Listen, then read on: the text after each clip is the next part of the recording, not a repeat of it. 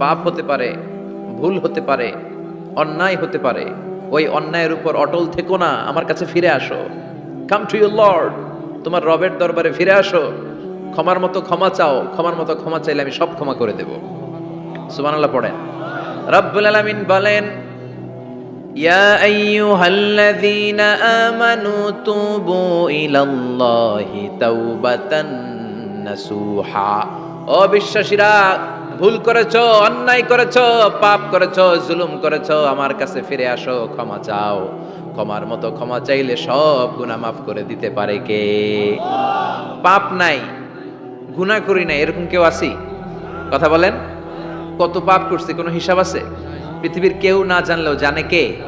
পৃথিবী না জানুক আমি তো জানি, আমি কি পাপ করেছি হায়। আমার পাপের করলে বিচার, বাঁচার আমার নাই উপায়। দয়াময় প্রভু মাফ করো আমায়, মাফ করো আমায়। পড়েন আমিন।